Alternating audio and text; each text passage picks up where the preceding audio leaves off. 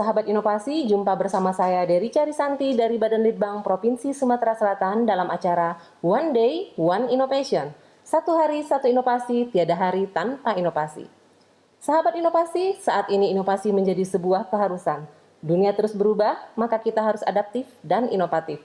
Untuk menginspirasi, kami hadir dengan para inovator hebat dengan inovasi-inovasinya dalam acara One Day, One Innovation.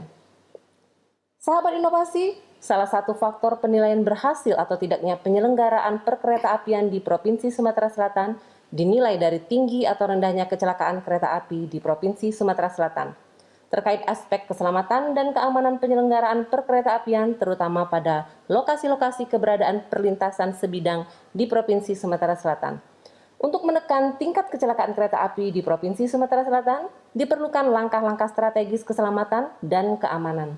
Dan saat ini telah hadir bersama kita ASN Inovatif Bapak Ahmad Wahidin SST STMT selaku Kepala Bidang Pengembangan Kawasan Pemukiman Dinas Perumahan dan Kawasan Permukiman Provinsi Sumatera Selatan. Selamat datang Bapak. Selamat datang, terima kasih Mbak. Iya, sehat Pak? Alhamdulillah. Alhamdulillah. Baik Bapak, ini inovasinya mengenai sistem informasi manajemen berbasis website dan GIS ya Pak ya? Iya, mengenai pintu perlintasan kereta api. Ini dari mana sih muncul idenya inovasi ini? Oh iya, Iya. baik Mbak. Kita ketahui bahwa kecelakaan seperti Mbak bilang tadi, Iya. banyaknya kecelakaan di perlintasan. Iya. Nah, perlintasan itu sendiri ada yang sebidang maupun tidak sebidang. Artinya sebidang itu antara pertemuan antara konflik antara jalan raya dan rel kereta. Iya.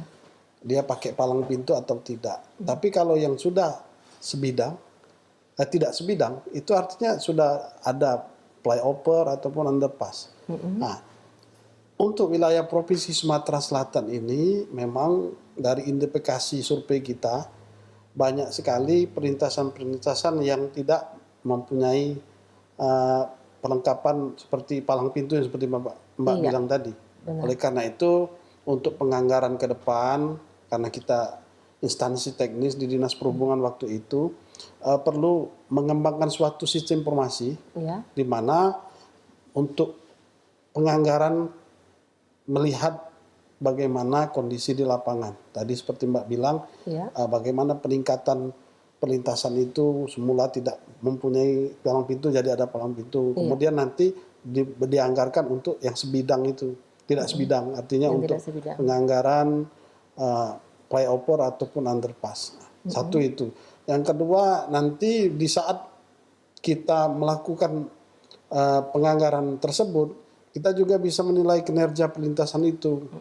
Jadi dalam sistem informasi itu bisa kelihatan berapa kecelakaannya, Iya. korbannya bagaimana pada saat tahun itu, kemudian juga selalu mengupdate data perlintasan itu di mana bertumbuh kembangnya bagaimana, karena perlintasan itu semakin tahun semakin bertambah. Iya. Nah, dengan adanya database yang kita buat melalui sistem informasi yang ada, apalagi berbasis GIS, Geographic Information System, itu bisa melihat secara detail di mana letaknya dan karakter daripada perlintasan itu bagaimana. Gitu, Mbak.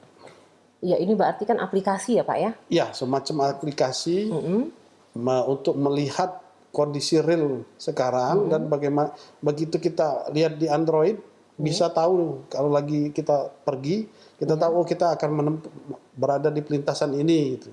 Sehingga kita waspada dan juga masyarakat bisa tahu informasi mengenai perlintasan itu baik, benar atau tidak dijaga atau resmi gitu. Iya. Baik, berarti masyarakat awam pun bisa melihat secara langsung melalui Android Pak ya? Iya, melalui aplikasi itu yang kita buat. Berarti aplikasinya tidak tersedia di Play Store atau udah tersedia? Nanti di Google itu langsung dilihat. Di Google aja. Diketik langsung ke Prof. Sumsel, datanya ada dan di mana lokasinya bisa kita lihat. Apakah sistem ini sudah pernah dibuat di tempat lain atau ini baru perdana ada di Sumatera Selatan Pak? Kalau untuk perlintasan kereta ini kita sudah koordinasi dengan kementerian belum, Mbak. Belum. Karena kan yang ada kereta api ini kan di Pulau Jawa, Jawa Barat, Jawa Tengah, Sumatera Selatan terutama. Kemudian baru di Aceh dan di apa di Sumatera Utara ya, yang baru berkembang. Baru mau dikembangkan Pak ya. Jadi sistem informasi ini kalau kita terus buat sistem ini terus menerus bisa jadi bank data. Iya. Bahwa perlintasan kereta api ini sekian. Iya. Untuk evaluasi tahun depan kok bisa berkembang, bagaimana mengevaluasi terutama LHR lalu lintas harian rata-rata kendaraan itu bisa dilihat, jadi datanya bisa diupdate terus.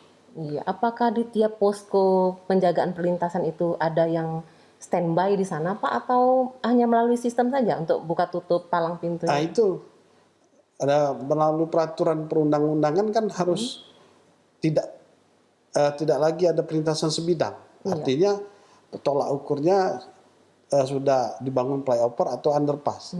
Yang sekarang kan yang ada malah yang ada yang belum dijaga. Iya, Artinya tidak dijaga dan tidak resmi, tidak tercantum di dalam klausal yang database. Oleh karena itu mencegah pertumbuhan inilah kita punya data dulu. Iya. Nah, dari dulu waktu di Dinas Perhubungan kita cari, kita data yang mana yang resmi, mana yang tidak, kemudian itu ada menggunakan palang pintu atau tidak, kita data. Jadi terinci di dalamnya, termasuk perlintasan-perlintasan yang dibuat masyarakat, yang baru muncul yang akan teridentifikasi nanti ke depan bisa mengakibatkan menjadi perlintasan yang besar. Karena kan masyarakat membangun jalan itu kan menuju pusat rumahnya. Rumahnya di seberang, mereka akan otomatis membangun perlintasan itu sehingga lambat laun tahun depan berikutnya berkembang jadi jalan. Oleh karena itu dengan bank data yang kita buat di dalam sistem informasi itu, kita tahu dulunya tidak seperti itu.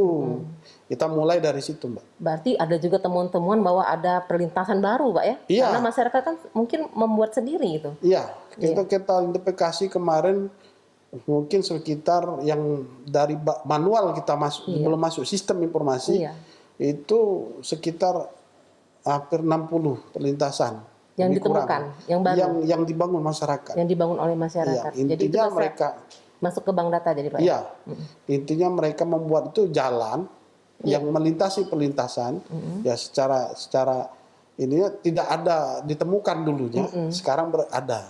Berarti kalau lintasan yang dibuat masyarakat itu nggak ada palang pintunya kan Pak? Oh jelas, ya kalau yang biasanya yang sudah ada terdata, sudah ada di Kementerian Perhubungan, Ditjen Perhubungan Perkereta-apian itu sudah ada, Mbak. Iya. PJL namanya, peta jalan lintas biasanya. Iya. Berarti itu langsung surveinya langsung datang, Pak ya? Iya. Iya. Berdasarkan apa itu? Jadi potret dari atas gitu ya, foto. Iya. Karena membuat sistem informasi manajemen berbasis Geographic Information System ini harus by data. Iya, by Dia data. ada koordinat. Koordinat di pemetaan itu pakai X dan Y. Iya. Nah, di situ kita klik pakai GPS, kita masukkan di dalam data, begitu masuk kelihatan. Iya. Di mana titik lokasinya yang benar-benar tertera di situ. Iya.